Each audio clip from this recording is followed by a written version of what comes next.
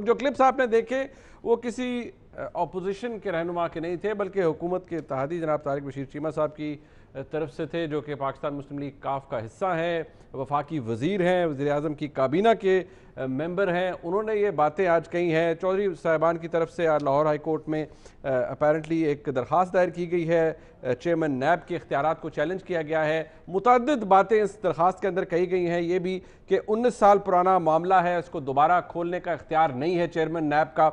और ये तक लिख दिया गया है गालिबन के नैब सियासी इंजीनियरिंग के लिए इस्तेमाल होता है। अब ये बात जिसे अंग्रेज़ी में कहते हैं it rings a bell somewhere, क्योंकि ऑपोजिशन काफ़ी अरसे तक ये बात करती रही है कि ये वो इदारा है जिसकी एक चेकर्ड हिस्ट्री रही है और इसको पॉलिटिकल इंजीनियरिंग के लिए इस्तेमाल किया गया। आज हुकूमत के इत्तेहादी भी ये कह रहे हैं, उन्हें क्या ज़रूरत पड़ी ये सब करने की, ये सब कहने की। ये भी आज के प्रोग्राम में जानेंगे। और आज ही के प्रोग्राम में हम ये भी डिस्कस करेंगे कि कुछ डेवलपमेंट्स हुई हैं national command and operation centre में। 10 मई से गालिबन जो मुल्क के अंदर लॉकडाउन में थोड़ी सी नरमी लाई जाएगी, उसके हवाले से कुछ सिफारिशात हैं, वो कितनी काबिल अमल हैं, उस पर भी बात होगी। आज के प्रोग्राम में मेहमानों का तारुफ मैं करवा देता हूँ। अज़मा बुखारी साहिबा MPA हैं पाकिस्तान मुस्लिम लीग नून की, सेक्रेटरी इन्फॉर्मेशन पंजाब भी हैं। बहुत शुक्रिया अज़मा बुखारी साहिबा स्काइप के थ्रू हमारे साथ हैं। चौधरी मंजूर साहब हैं पाकिस्तान पीपल्स पार्टी के, किसी तारुफ के मोहताज नहीं, टेलीफोन लाइन पे हमारे साथ मौजूद हैं। चौधरी साहब आपका बहुत शुक्रिया। अली नवाज अवान साहब MNA हैं, मुआविन ख़ुसूसी हैं वज़ीर आज़म के, पाकिस्तान तहरीक इंसाफ से ताल्लुक़ है। अली नवाज अवान साहब आपका भी बहुत शुक्रिया। और जनाब काबिल अली आगा साहब मरकज़ी रहनुमा है पाकिस्तान मुस्लिम लीग काफ के।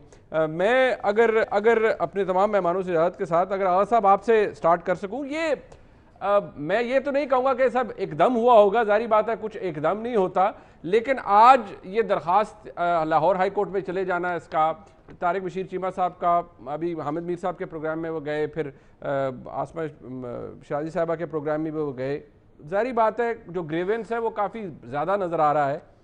ये आज एहसास हो रहा है सर पाकिस्तान मुस्लिम लीग काफ को कि नैब सियासी इंजीनियरिंग के लिए इस्तेमाल हो रहा है, या ये सब कुछ नैब के इख्तियार में नहीं है। ऐसे बहुत से मुकदमात हैं, ऐसे बहुत से मामलात हैं जिनके ऊपर अपोजिशन जमातें कहती रही हैं कि नैब का जो कॉन्डक्ट है वो कोई फेयर नहीं है। देखें मुनीब, कुछ लोग तो कभी कहते हैं कभी नहीं कहते, लेकिन हम तो ये 2000 से ये बात कहते चले आए हैं कि ये अदारा जो है ये प्रेशराइज करने के लिए और पॉलिटिकल इंजीनियरिंग के लिए इस्तेमाल होता है। अच्छा। ये हमेशा हमने बावाज बुलंद का है, इसमें कोई शक और शुबे वाली बात नहीं है। ठीक है। हमारे खिलाफ आपको पता है 2000 के अंदर 2000 के अंदर एक नामालूम शख्स की दरखास्त के ऊपर नामालूम वजूहात की बुनियाद पर हमारे घरों के ऊपर छापे मारे गए। ये अखबारात निकाल लें, उनके तराशे आपके सामने होने चाहिए कि शह सुर्खियों से के साथ ये हमारी तजलील की गई और हमारे घरों के बाथरूम की टूटियां तक चेक की गई। अच्छा जी। दफातर के ऊपर जो है हमलावर हुए और बड़ी बदतमीजी के साथ उन्होंने बड़ी बदअखलाकी के रवैये के साथ उन्होंने वो छापे मारे और तस्लील करने की कोशिश की। लेकिन अल्हम्दुलिल्लाह हमारे हाथ साफ थे। हमने हर जगह पे आज खुद पेश होके, जब भी हमें बुलाया गया हम पेश हुए, पेश होके हमारी क़यादत ने सारे सवालात के जवाब दिए और अल्हम्दुलिल्लाह कंक्लूड ये हुआ हर बार कि ये इल्जामात बेबुनियाद हैं। ठीक है, इनको आगा साहब जरा ये फरमाएं सर। ठीक है आगा साहब ये फरमाएं, आपने बैकग्राउंड बता दिया, लेकिन हुकूमत का बड़ा सादा सा जवाब होता है, वो सबके लिए मेरे ख्याल में एक जैसा, आपके लिए भी यही होगा, वो यही है कि जी नैब हुकूमत के मातहत नहीं है, इंडिपेंडेंटली काम करता है। फिर ये तासुर आप अपनी गुफ्तगू के अंदर या तारिक बशीर चीमा साहब जो फरमाते हैं, तासुर क्यों दे रहे हैं कि वज़ीर आज़म की रिस्पॉन्सिबिलिटी है, उनकी मॉरल रिस्पॉन्सिबिलिटी है, वो चेक करें। वो क्यों चेक करें सर? वो तो कहते हैं हमारे इख्तियार में नहीं है नैब का कॉन्डक्ट, नैब इंडिपेंडेंटली एक्ट करता है। हम कतई तौर पर ये नहीं कहते कि ये इंक्वायरी जो है वो वज़ीर आज़म ने शुरू कराई है या कुछ, लेकिन एक अदारा जो एक कौमी अदारा है उसके जो रवैये हैं वो क्या ये नहीं है? ये बैनुल-अक़वामी तंजीमें जो इंसानी हकूक़ की तंजीमें हैं वो भी ये कह रही हैं। मैं नहीं कह रहा, मेरी पटिशन ही नहीं कह रही, ये बैनुल-अक़वामी जो अदारे हैं इंसानी हकूक के और कौमी अदारे हैं जो इंसानी हकूक के, ये तमाम इस बात पे मुत्तफिक हैं कि नैब जो है वो एक ऐसा अदारा बन चुका है, उसका तासर ये कायम हो चुका है कि वो पॉलिटिकल बट आगा साहब, सर आप ये कह रहे हैं कि आप ये वज़ीर आज़म को नहीं कह रहे कि उनके वहाँ पे हुआ है या हुकूमत के वहाँ पे हुआ है, लेकिन तारिक बशीर चीमा साहब फरमा रहे हैं कि नहीं, जहाँ हमारी क़यादत की इज्जत नहीं होगी हम एक नहीं 10 हुकूमतें भी छोड़ देंगे। तो इंप्रेशन तो आप यही दे रहे हैं कि हुकूमत इसके पीछे, हुकूमत आपकी कोई हुकूमत छोड़ने या ना छोड़ने का तो शायद सवाल ही फिर नहीं आता। अगर आपको हुकूमत से, यानी कि आपके इत्तेहादी से, जो बड़ा इत्तेहादी है जिसके साथ आपका इत्तेहाद है, उससे तो आपको फिर गिला किसी किस्म का होना ही नहीं चाहिए सर। मुनीब, ये हम नहीं कह रहे, ये तासर कायम हो रहा है, ये तासर कायम हो रहा है कि कोई नामालूम वजूहात तो हैं जिसकी बिना पर ये 20 साल से वो इंक्वायरी जिसके अंदर सूबाई तंजीम जो नैब की है उसकी तफ्तीशी अफसरान ने लिख के दे दिया कि ये बेबुनियाद दरखास्तें हैं, इसके अंदर कुछ नहीं है, ये तमाम असासे जो है डिक्लेयर्ड है, चौधरी बरादरान के वो इलेक्शन कमीशन में भी डिक्लेयर है, FBI के पास भी डिक्लेयर्ड है, कोई पोशीदा असासा इनके पास नहीं है। और फिर आपको वजूहात आप कहते हैं नामालूम है, आप कहते हैं वजूहात नामालूम है। मैं कोशिश करता हूं जानने की कि वजूहात क्या हो सकती हैं। तो आगा साहब साथ रहेगा। अली नवाज अमान साहब, मैंने मुतवक्का जवाब जो हुकूमत का है वो आपके इत्तेहादी हैं, आगा साहब उनको बता दिया कि हुकूमत का इसमें अमल दखल कोई नहीं होता नैब में, लेकिन वो कहते हैं नामालूम वजूहात हैं। अब आपके इत्तेहादी हैं, फिक्र तो आपको भी होगी यकीनी तौर पर कि वो भी परेशान है नैब के कॉन्डक्ट से। क्या हो सकती है सर नामालूम वजूहात के 20 साल पुराना बात शुरू हो जाए? दो एस्पेक्ट है मुनीब भाई। पहला, अगर आप मुझसे पूछेंगे कि नैब के आप जो से इक़दाम है अभी तक, जो 2 साल की हमारी हुकूमत गुजरी है लगभग, क्या उससे आप सेटिस्फाइड है? मैं कहूँगा मैं बिल्कुल भी नहीं। अच्छा। आप मुझसे पूछेंगे कि क्या नैब के जो इकदाम हुए हैं उससे हमारी जो हमारा आइडियोलॉजी थी, जो हम नज़रिया लेके आगे चले थे, उससे उसको फ़ायदा हुआ है कि उससे नुकसान हुआ है? तो मैं कहूँगा उससे नुकसान हुआ है। अच्छा। हम इत्तेसाब के नाम पे आए थे और इत्तेसाब पे हमें क्या इस मुल्क में 30,000 अरब रुपया कर्जा नया नहीं चढ़ा था पिछले 10 साल में? क्या जो पनामा रिपोर्ट्स आई थी क्या वो गलत थी? जिन लोगों को सुप्रीम कोर्ट से इंडिक्टमेंट हुई थी जिनकी, वो क्या वो गलत थी? और वो आज वो लोग कहाँ हैं? आज वो लोग कहाँ हैं और उन केसेस का क्या हुआ? हम ये कह रहे हैं पुराने केसेस का क्या हुआ, फिर हम नए केसेस भी की तरफ भी जा रहे हैं। तो क्या हमारे उस नजरिए को क्या उससे तकवीयत मिली कि हम उससे पीछे गए? तो हम उससे पीछे गए। हमें हमारा जो नजरिया था, हमने तो कहा था कि इस मुल्क में जिसने चोरी की है वो सराखों के पीछे होगा। ठीक है, शुरू में ये हुआ और उसके बाद वो सारे लोग बाहर हैं आज। तो हमारे उस नजरिए को तो तकवीयत नहीं मिली इस चीज से। वो अदालतों के जरिए बाहर हुए ना सर। सुने, जो परफॉर्मेंस ऑफ नैब है, we are not satisfied for that. अब दूसरी तरफ आ जाए, जो कामिल अली आगा साहब और चीमा साहब ने बात की है, अगर पॉलिटिकल इंजीनियरिंग हो रही है और ये हमारे इत्तेहादी हैं और किसी ने ये काम किया, तो क्या ये हमारे हक में किया कि हमारे खिलाफ किया है? ये तो एक बड़ा सवाल उठ जाता है इस चीज के ऊपर, और यही हमारा जवाब बनता है इस चीज के ऊपर। तो बात करने का मकसद ये है कि हमें मिल के इस अदारे को और पावरफुल करना है। हमने जो इसके अंदर 20 साल पहले जो कानून थे, जो व्हाइट कॉलर क्राइम को पकड़ने के लिए जो बने थे, उसको और मजबूत अली भाई, व्हाइट कॉलर क्राइम को अली भाई आप कह रहे हैं पावरफुल करना है, वो हाई कोर्ट में जा रहे हैं कि नैब के चेयरमैन के पास इख्तियार नहीं है 20 साल पुरानी दरखास्त को दोबारा उसकी इन्वेस्टिगेशन कराने का। सर फिर यही बात, आप फिर मैं यही बात कर रहा हूँ, मैं फिर वही बात कर रहा हूँ। जरा आप मेरी बात जरा समझे कामिल अली साहब, अपनी जो बात कर रहे हैं बिल्कुल ठीक कर रहे होंगे, मैं ये बात नहीं कर रहा। उन चीजों में बहुत सकम आ गए हुए हैं, बहुत सारे लूप होल्स आ गए हुए हैं, बहुत सारे पर्सनलाइज चीजें, बहुत सारे इख्तियारात पर्सनलाइज हुए हैं उसके अंदर। अच्छा, हमने आके उसको सही करना है, स्ट्रीमलाइन करना है और वक्त के मुताबिक करना है। अच्छा, ये बात मैं कर रहा हूँ। इसीलिए हमने हमेशा सबको इनवाइट भी किया था, आए बैठते हैं और ये नैब के अंदर जो मेन चीजें मिलकर इसको चेंज करते हैं और जो इस मुल्क का लूटा हुआ पैसा है उसको रिकवर करने के और उसको मजबूत और पावरफुल। अच्छा अली भाई, अगर जरा मुझे खत्म करें सर, मुझे जरा वक्त दे दे। ठीक है, अच्छा अब जरा hold on to this point. मैं जरा चौई साहब से पूछ लूं, फिर अज़मा बुखारी साहब से भी। चौई साहब जरा फरमाइएगा, ये नामालूम वजूहात क्या होती हैं सर? आगा साहब ने तो जरा उस पर कोई रोशनी डाली, आपके पास जरा शायद टॉर्च लाइट हो तो जरा रोशनी डालें। ये नामालूम वजूहात क्या हो सकती हैं जिसकी बेसिस पे चौई साहबान के खिलाफ 20 साल पुराना मामला जो है वो फिर नैब खोल रहा है? जरा कोई सर रोशनी डाले, जरा वोल्टेज ज्यादा हो। चौई साहब को आवाज आ रही है? चौधरी साहब की लाइन कट गई है। वैसे लाइन कटना कोई अच्छा शगुन नहीं होता, लेकिन मैं हमारी बहन अज़मा बुखारी साहब है, उनसे पूछ लेता हूँ, आपके पास भी टॉर्च कोई होगी या फ्लैश लाइट को होगी, जरा डालें, नामालूम वजूहात क्या हो सकती हैं, जरा बताना पसंद फरमाएंगी। बहुत शुक्रिया मुनीब, मेरे पास पूरी ट्यूबलाइट है। अच्छा और हमने तो ये बड़े भुगता है जी, पिछले 2-2.5 साल से ये इंतकाम हम ही ने तो भुगता है। अब जब दूसरों के घरों को आग लग रही है तो वो पता चल रहा है कि मामलात गड़बड़ है। अभी जो आगा साहब ने जो 2000 की भी बात की और बाकी जो बातें उन्होंने की, उसमें सियासी अदवार के अंदर जो है वो इस किस्म की एक्टिविटी जो है वो नहीं हुआ करती थी।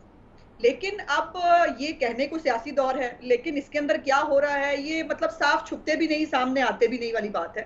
अब ये बातें बड़े दिनों से आ रही थी। जहांगीर तरीन साहब वाला जब इशू हुआ तो उस वक्त भी बहुत सारी ये बातें बाहर आई। ये इन्होंने क्यू लीग को साथ तो लिया हुआ है पहले दिन से, ये इनके इत्तेहादी तो हैं, लेकिन इमरान खान साहब जो है वो क्यू लीग के बारे में और खास तौर पे उसकी लीडरशिप के बारे में जो गुफ्तगू फरमाते रहते हैं वो क्यू लीग के पास भी पहुंच जाती है और जाहिर है मुख्तलिफ जराए से मान तक भी पहुंच जाती है।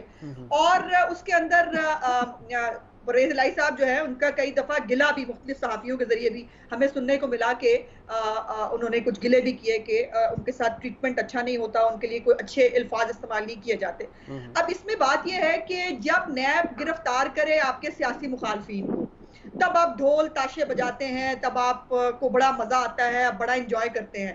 तब नैब जो है वो आजाद इदारा नहीं होता, तब वो उसका क्रेडिट आपने लेना है। अच्छा और जब वो आपके पांव जलने लगे फिर वो नैब आजाद इदारा हो जाता है। ये अब चूरन बिकेगा नहीं, माफ कीजिएगा, कि नैब आजाद इदारा है, सबको पता है। शहजाद अकबर ये साहब बता जो देना है वो पहले वजीर आज़म हाउस में सेल बना के बैठे हुए थे। नैब इस वक्त अगर बकौल उनके नैब क्यों परेशान कर रहा है चौधरी साहब को?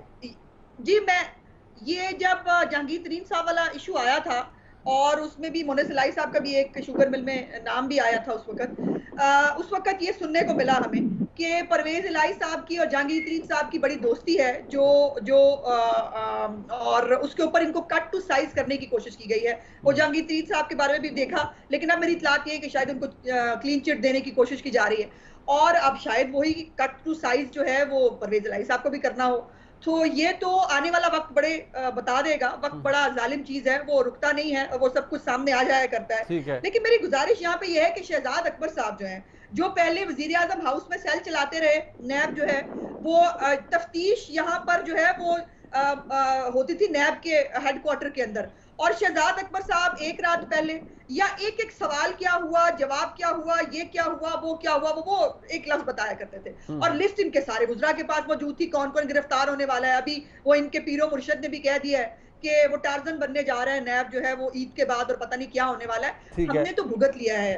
ये जो अभी कह रहे हैं ना कि हमें कोई फायदा नहीं हुआ, नैब ऑर्डिनेंस जो अब लैप्स हुआ है जरा निकाल के देखिए ना। अपनी बारी आई तो वो टैक्स मामलात भी नहीं होंगे, 5 साल से पिछला भी आप नहीं देख सकते, वो नहीं कर सकते।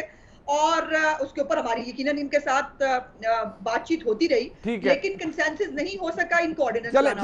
और अब जब इनकी बारी आने वाली है, फिर अब जो अच्छे अच्छे बच्चे बनेंगे तो आई एम सॉरी, जो छड़ी हमारे पे लगी थी ना वो सब पे होगी। पनामा में सिर्फ नवाज शरीफ का नाम नहीं था, पनामा में 450 और लोग। बिल्कुल ठीक है, नहीं वो बात आपकी ठीक है। अच्छा एक सेकंड जरा चौधरी साहब, हमने अपनी बहन से भी पूछा, मैंने अली नवाज अवान साहब से भी पूछा, आगा साहब हमारे साथ मौजूद हैं, मैंने बड़ी कोशिश की, आपके पास काफ़ी मुस्तनद और तजर्बाकार किस्म का जो टॉर्च लाइट है वो मौजूद है। ये खुफिया नामालूम वजूहात क्या हो सकती हैं जिनकी बिना पर चौधरी साहबान को नैब अब तंग कर रहे हैं बकौल उनके?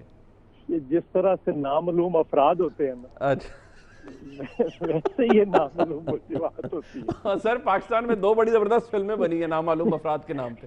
जी वैसे ही ये नामालूम वजूहात होती है। मैं एक गुजारिश करूं, पहले तो ये मुझे कहना है कि ये अब इसका मतलब ये इत्तेहादी भी कह रहे, मैं चीमा साहब की बात सुन रहा था, ये इत्तेहादी भी कह रहे थे, अब ये इत्तेहादी भी कहना शुरू हो गए हैं जी। अब चौधरी बरादरान आए, इसके बाद मेरे पास जो रिपोर्ट है वो उनको भी नोटिस जाने वाला है, जो बलूचिस्तान से हैं अपने मैंगल साहब जी। और उसके बाद कुछ लोग जो अभी आवाजें निकाल रहे हैं अपनी पार्टी की उनके खिलाफ भी इंक्वायरियां शुरू होने वाली हैं। अच्छा, जो आवाज निकालेगा, जो बात करेगा, ये फासिस्ट तरीकेकार है। जैसे मैं आपको एक मिसाल देता हूँ। देखिए, खुर्शीद शाह साहब के खिलाफ पहले तसाबुर रहमान ने किया, फिर अब 2006 के अंदर जब ये नैब बनी, 2002 के अंदर उनके खिलाफ इंक्वायरी शुरू हुई। 4 साल वो इंक्वायरी भुगतते रहे, हाई कोर्ट गए, अल्टीमेटली हाई कोर्ट ने उनके हक में फैसला कर दिया। जिन इल्जाम में आज वो जेल में पड़े हैं, उन्हीं इल्जाम में हाई कोर्ट का फैसला है। अच्छा, कोई पूछने वाला नहीं, कोई मानने वाला नहीं है। अब चौधरी बरादरान का इशू मैं आपको 2 सादा वजूहात बता दूं। पहला जुर्म क्या है चौधरी परवेज इलाही साहब का?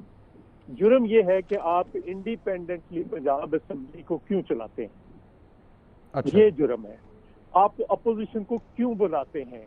क्योंकि ये खुद तो कोई कंसेंसस पैदा करने के लिए तैयार नहीं होते। उन्होंने कुछ कंसेंसस पैदा किया पंजाब के अंदर। अभी रिसेंटली जो है वो सारी पार्टियों को, तो इंक्लूडिंग गवर्नमेंट, सबको बुलाकर एक जगह पे बैठाया। अभी भी कुछ 2-3 दिन पहले फिर उन्होंने वर्चुअल इजलास किया। ठीक है, अब पंजाब असेंबली का इजलास बुला लिया। ठीक है, ये काबिल कबूल नहीं है, वरना ये इल्जामात तो पुराने हैं, नया कौन सा है। दूसरी बात, इसका मतलब इत्तेहादी भी आज चीमा साहब भी कह रहे हैं कि ये नैब न्याजी गठजोड़ है, जिसके नतीजे में आज उनको बुलाया जा रहा है। और इससे पहले ये भी आवाजें आनी, चूंकि वो जहांगीर खान तरीन और उनके साथ वो मुज़ाकरात में कंफर्टेबल थे, तो उन्होंने कहा कि ये कमेटी चेंज कर दी गई है, हम किसी नए बंदे से मुज़ाकरात ही नहीं करेंगे। आपको याद होगा, बिल्कुल सही है, तो ऐसे हुआ है। हाँ। उसके बाद फिर ये बनता था। मैं तो इंतजार कर रहा था कि इतना टाइम क्यों निकाल लिया गया है। बीच में हालात ठीक भी हो गए थे सर, बिल्कुल चौधरी साहबान के तमाम गिले दूर भी हो गए थे। नहीं ठीक हुए थे। अच्छा, वो सिर्फ चौधरी साहबान चुप कर गए थे, ठीक नहीं हुए थे, उनका कोई गिला दूर नहीं हुआ। अच्छा। और उसके नतीजे में अब ये उनको नोटिस मिलने शुरू हो गए। तो ये उसके बाद, चूंकि ये फासिस्ट तरीकेकार है कि जो बोले आपके खिलाफ वो आपका अपना हो, आपका दूर। मसलन उनका क्या गुनाह है? अगर आप चीनी पे, तो खुसरो बख्तियार, अगर आप आईपीपी की रिपोर्ट किधर गई है, वो कहते हैं उसको 2 महीने के लिए मुअख्खर कर दिया गया है, क्योंकि उसमें सारे वज़रा बैठे हैं। सो इसका मतलब ये है कि जहांगीर खान तरीन जो है, उनका जुर्म वो मीटिंग है जो प्राइम मिनिस्टर को रिपोर्ट हुई, जिसमें उन्होंने परवेज खटक थे और कुछ लोग थे जिन्हें कहा गया कि ये चीजें ठीक नहीं चल रही। चले, अच्छा चौधरी साहब, ठीक हो गया। मैं जरा आगा साहब से कमेंट ले लूं। आगा साहब, ये आपसे आखिरी सवाल मेरा यही है सर, ये वजूहात वैसे चौधरी मंजूर साहब ने बता दिया कि जरा ज्यादा इंडिपेंडेंटली चौधरी परवेज इलाही साहब पंजाब असेंबली चला रहे हैं। कुछ मामलात के ऊपर तो खाकसार को भी इल्म है कि कुछ बातों पर शायद वो खुशी महसूस नहीं होती इस्लामाबाद में जो चौधरी साहब यहाँ पर करते हैं, या इवन प्रोडक्शन ऑर्डर्स के हवाले से चौधरी साहब को गिले आ जाते हैं कि ये आपने फलाने का क्यों जारी किया, फलाने का क्यों जारी किया। तो क्या ये वजूहात है सर, या कुछ और भी है? तो अगर है तो आगा साहब बता दें। मुनीब, मेरी एक रिक्वेस्ट है। देखें, बात यह है कि हर किसी के करीब एक तासर कायम होता है, और चौधरी मंजूर साहब जो बातें कर रहे हैं, एक पॉलिटिकल एंगल से वो सोच के उन्होंने एक तासर कायम किया है। वो हक पंजाना में तासर कायम करने के लिए बहुत से लोग कुछ और कहते हैं, कुछ लोग ये समझते हैं कि जी ये तासर के चौधरी परवेज इलाही इस मुश्किल का हल है, जिसने बड़ी कामयाबी के साथ चीफ मिनिस्ट्री चलाई और बड़ा कामयाब फलाई मंसूबे जो है, अवामी फलाई मंसूबे जो है वो कामयाबी से चलाए, बड़ी अच्छी लेजिस्लेशन करवाई और ऐसे ऐसे अदारे कायम किए कानून साजी के जरिए जो आज तक अवाम की फलाह के काम कर रहे हैं, खुश उसलूबी से कर रहे हैं और खुश उसलूबी से चल रहे हैं। इस वजह से चौधरी साहब को जो है वो प्रेशराइज किया जाता है। ये तासर है जो अवाम के अंदर, लोग हक बजाना में कोई भी तासर कायम कर सकता है, किसी को रोका तो नहीं जा सकता। लेकिन हम ये समझते हैं कि हमारे खिलाफ ये पहला दौर नहीं है। आप देखें कि मियां नवाज शरीफ साहब के दौर में मुहम्मद सलाही साहब को 1 साल जो है तकरीबन हो गया, वो कैद तन्हाई में रखा और किस तरीके से अजियतें पहुंचाई गई। लेकिन हमने कभी एक मर्तबा भी मियां नवाज शरीफ साहब के ऊपर कोई इल्जाम, हालांकि वो हमारे मुखालिफ थे, वजीर आज़म बेनजीर के दौर में भी हमारा एहतसाब हुआ, लेकिन हमने कभी बेनजीर साहबा का नाम नहीं लिया। हम तो ये समझते हैं कि ये नामालूम वजूहात जो हैं अब सामने आनी चाहिए। अब अदालत के अंदर जाने का मकसद भी यही है। और देखे ना, एक मरतबा एक कमीशन कायम हुआ, जस्टिस जमशेद अली शाह साहब की सरबराही में, आपको याद होगा ये चौधरी इफ्तिखार साहब ने जो चीफ जस्टिस है उन्होंने ये कमीशन बनाया, वो था विलफुल डिफॉल्ट के जुमरे में इंक्वायरी करने के लिए। उसके अंदर भी हमें वाज़ेह अल्फाज के अंदर हमारे मुतल्लिक ये लिखा गया, हमारी क़यादत के मुतल्लिक, कि इसके अंदर ये डिफाल्टर नहीं है। ठीक है आगा साहब, बड़ी डिटेल में सर मौक़िफ़ आ गया। मैं वक्त मेरे पास इस सेगमेंट में कम, मैं चॉइस साहब मैं ब्रेक ले लूं सर, वापस आ रहा हूं। आगा साहब आपका जी चॉइस साहब, जी चॉइस साहब, इसी पे एक जिक्र कह लूं कि वो कहते थे ना तब्दीली आ नहीं रही, तब्दीली आ चुकी है, वजूहात सामने आनी नहीं है, आ चुकी है। अच्छा ठीक है जी, चॉइस साहब ने सील कर दी है ये बात कह के। आगा साहब आपका बहुत शुक्रिया, एक ब्रेक ले रहा हूँ जी, वापस आएंगे हम अली नवाज वान साहब से, अज़मा बुखारी और चौधरी मंजूर साहब से पूछेंगे आज जो national command and operation centre में कुछ रिकमेंडेशन आई उस हवाले से, लॉकडाउन के हवाले से 10 मई के बाद गालिबा नरमी आ रही है, नतायज क्या हो सकते हैं।